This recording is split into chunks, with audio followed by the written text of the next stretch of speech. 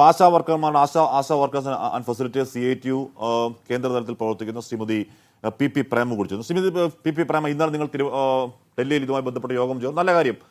കേന്ദ്രത്തോട് ഇക്കാര്യങ്ങൾ ആവശ്യപ്പെടാൻ തീരുമാനിച്ചു. നല്ല കാര്യം. ഇവിടെ നിങ്ങൾ തന്നെ പറയുന്ന മട്ടിൽ 1% മാത്രമുള്ള, അത് തന്നെ ഒന്നാം തരം ഇടതുപക്ഷ വിരുദ്ധതയാണ്, ഒന്നാം തരം ജനാധിപത്യ വിരുദ്ധതയാണ്. പോട്ടെ, ഇപ്പോൾ കാര്യങ്ങളൊക്കെ അങ്ങനെയാണല്ലോ. ശ്രീമതി PP പ്രേമ, ഈ പറയുന്ന 1% വരുന്ന ആശമാർ ഈ സർക്കാരിനെ അട്ടിമറിക്കാൻ ശ്രമിക്കുന്നു എന്ന് താങ്കൾ ഇന്നലെ പറയുന്നത് കേട്ടു. എന്തൊരു തൊഴിലാളി വിരുദ്ധ വർത്താനമാണ് നിങ്ങൾ ഈ പറയുന്നതെന്ന് ബോധ്യം നിങ്ങൾക്കുണ്ടോ ശ്രീമതി പ്രേമ? ഞങ്ങൾ അങ്ങനെ പറയാൻ പ്രത്യേകിച്ച് ഒരു കാരണമുണ്ട്. ഒരു കാരണമില്ലാതെ തൊഴിലാളികളെ തള്ളിപ്പറയുന്ന വിഭാഗമായിരുന്നു ഞങ്ങളെങ്കിൽ ഈ ഇടതുപക്ഷ ഭരണകാലത്താണ് ഞങ്ങൾക്ക് ഉത്സവ ഭത്ത തന്നിട്ടുള്ളത്. ഇടതുപക്ഷ ഗവൺമെന്റിന്റെ കാലത്താണ് 6300 രൂപ വരെ ഹോണറേറിയം വർദ്ധിപ്പിച്ചിട്ടുള്ളത്. ഇടതുപക്ഷ ഗവൺമെന്റിന്റെ കാലത്താണ് ഞങ്ങൾക്ക് ആശമാരായി മാന്യമായി ഹോസ്പിറ്റലിൽ ജോലി ചെയ്യാനുള്ള സൗകര്യം ചെയ്തു തന്നിട്ടുള്ളത്. ഇടതുപക്ഷ ഗവൺമെന്റിന്റെ കാലത്താണ് ഞങ്ങൾക്ക് പല ഉദ്യോഗസ്ഥന്മാരുടെ ഭാഗത്തു നിന്നുള്ള മാനസിക പീഡനങ്ങൾ അവസാനിപ്പിക്കാൻ വേണ്ടിയിട്ടുള്ള ഇടപെടലുണ്ടായത്. അങ്ങനെ ഉണ്ടായിട്ടുള്ള കേരളത്തിൽ ഈ ആശമാരെ എല്ലാ തരത്തിലും സംരക്ഷിച്ചു പോരുന്ന കേരള ഗവൺമെന്റിനെതിരെ ഞങ്ങളത് പറയാൻ പ്രത്യേക കാരണം, ഒന്ന്, ഈ സമര സഖാക്കൾ വന്ന് സമരത്തിൽ ഉന്നയിക്കുന്ന വിഷയം എന്താണ്? ഏതാണ് ഈ സ്കീം എന്ന് പറയുന്നത്? കേരളം ഉണ്ടാക്കിയ 232 രൂപ ആണ് ഹോണറേറിയം.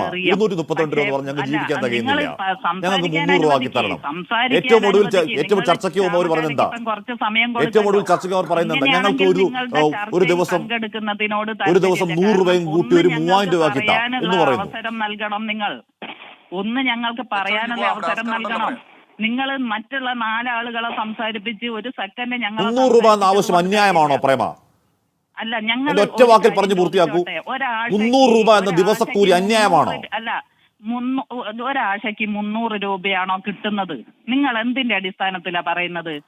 ഒന്ന്, തീർച്ചയായും 10000 രൂപ ഒരാഴ്ച മാസം കിട്ടുന്നുണ്ട്. ഒരാഴ്ചക്ക് 10000 കൂടുതൽ കിട്ടുന്നുണ്ട്. ഈ സമരം ചെയ്യുന്ന ആശാ വർക്കർമാരുണ്ടല്ലോ, അതിൽ റോസമ്മ എന്ന് പറഞ്ഞ ആശാ വർക്കർ ഇതുപോലെയായിരുന്നു നേരത്തെ ചാനൽ ചർച്ചയിൽ സംസാരിച്ചിരുന്നത്. 200 ചില്ലാണ് രൂപയാണ്. ഞങ്ങൾക്ക് അത് മനസ്സിലാവുന്നില്ല. കാരണം ഫിക്സഡ് ഇൻസെന്റീവ് 3000 രൂപയും 7000 രൂപ ഹോണറേറിയവും നിർബന്ധമായിട്ടും ഒരാഴ്ചക്ക് കിട്ടും. അതിനു പുറമെ നിശ്ചിത ഇൻസെന്റീവും കിട്ടും. ഇത് കൂട്ടി നോക്കിയാൽ എത്രയുണ്ടാകുക? നിങ്ങൾ എന്ത് കണക്കാണ് ഇവിടെ അവതരിപ്പിക്കുന്നത്? ഇങ്ങനെ ആളുകൾ 1 ലക്ഷം ഉണ്ടോ? പോട്ടെ, 1 ലക്ഷം ഒന്നുമില്ലല്ലോ. പോട്ടെ പ്രേമ, ശ്രീമതി പ്രേമ, എന്റെ ചോദ്യം അതായിരുന്നില്ല. എന്റെ ചോദ്യം അതേയായിരുന്നില്ല. എന്റെ ചോദ്യം, ഈ സർക്കാരിനെ അട്ടിമറിക്കാൻ ശ്രമിക്കുന്നു എന്ന ഗുരുതര ആരോപണം ഒരു തൊഴിലാളി വർഗ നേതാവായ താങ്കളുടെ വായിൽ നിന്ന് വരുന്നത് എന്തുകൊണ്ടാണ്? അത് എത്രമാത്രം തൊഴിലാളി വിരുദ്ധ പ്രസ്താവനയാണെന്ന് ബോധ്യത്തിൽ തന്നെ പറയുന്നതാണോ? ഇവരെങ്ങനെയാണെന്ന് ഒരു സർക്കാരിനെ അട്ടിമറിക്കാൻ ശ്രമിക്കുക? ഇവരെങ്ങനെയാണ് ഈ സർക്കാരിനെ അട്ടിമറിക്കാൻ ശ്രമിക്കുന്നത്? ജമാഅത്തെ ഇസ്ലാമിയും RSSും SDP ഒക്കെ ഉണ്ട് എന്ന പാർട്ടി സെക്രട്ടറിയുടെ നിലപാട് നിങ്ങൾക്കുണ്ടോ? അല്ല, ഒരു ആശാ വർക്കർമാരെ സംരക്ഷിക്കാനുള്ള സമരമല്ല എന്നുള്ള ഉത്തമ ബോധ്യം ഇതിലുള്ളത് കൊണ്ടാണ് ഞങ്ങൾ അങ്ങനെ പറയുന്നത്. കാരണം ഇതിന്റെ തലപ്പത്തിരിക്കുന്നത് ആരാണ്? ഞങ്ങൾ കഴിഞ്ഞ ദിവസം ചർച്ചയ്ക്ക് പോയി. സംയുക്ത സമരസമിതിയുടെ നേതൃത്വം എല്ലാം ഞങ്ങൾ എല്ലാവരെയും ഈ SUCIന്റെ സ്വതന്ത്ര സംഘടനേന്റെ, അവരന്ന് അവിടെ പറഞ്ഞത് ഞങ്ങൾ SUCIന്റെ ആളല്ല, സ്വതന്ത്ര സംഘടനേന്റെ ആളാണ്, ഞങ്ങൾക്ക് രജിസ്ട്രേഷൻ ആയിട്ടില്ല, ഇപ്പം രജിസ്ട്രേഷന് വേണ്ടി ഇടപെടുന്നേ ഉള്ളൂ.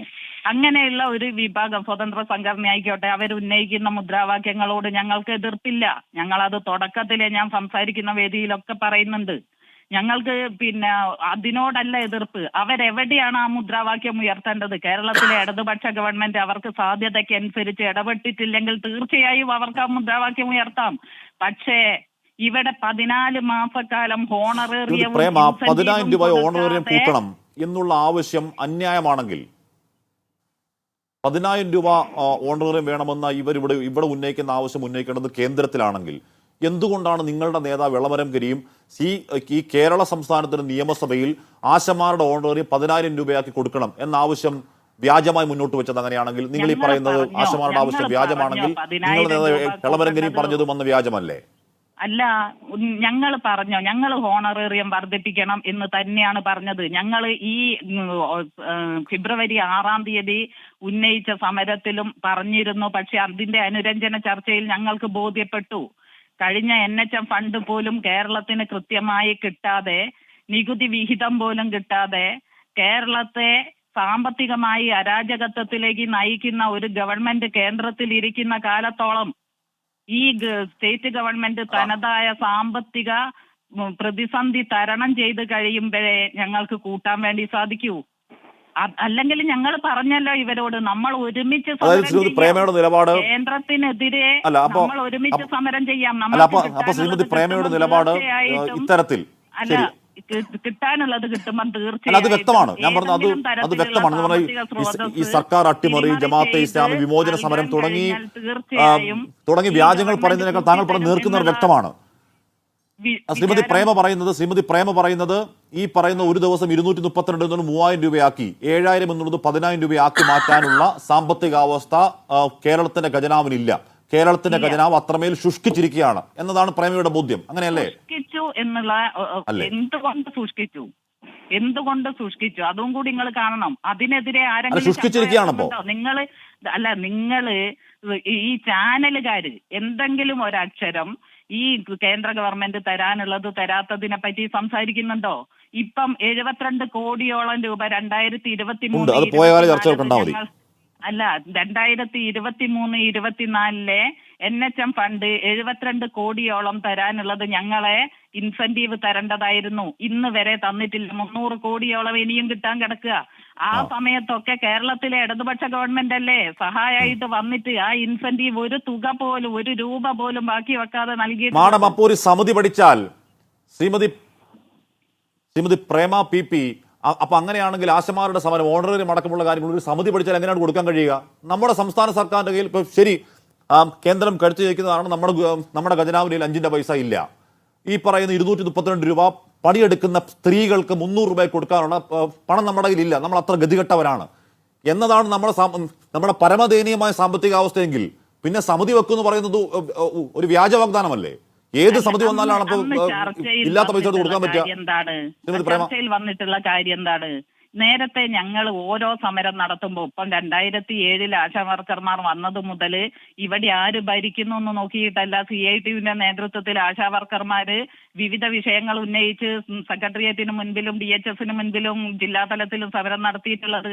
ആ സമരത്തിലൊക്കെ തന്നെ വളരെ അനുകൂലമായ നിലപാടാണ് കേരളത്തിലെ ഇടതുപക്ഷ ഗവൺമെന്റ് സ്വീകരിച്ചിട്ടുള്ളത് എന്നുള്ളത് ഒരു വസ്തുത. അതിന് ഉത്തമ ഉദാഹരണമാണ് എല്ലാ ട്രേഡ് യൂണിയൻ നേതൃത്വങ്ങളെയും വിളിച്ചിരുത്തി ഇപ്പം ഇത് എങ്ങനെ പരിഹരിക്കാൻ വേണ്ടി പറ്റും, ഏതെങ്കിലും തരത്തിൽ ആശാ വർക്കർമാർക്ക് ഹോണറേറിയം കൂട്ടിക്കൊടുക്കാനുള്ള സ്രോതസ് കണ്ടെത്താൻ വേണ്ടി പറ്റുമോ?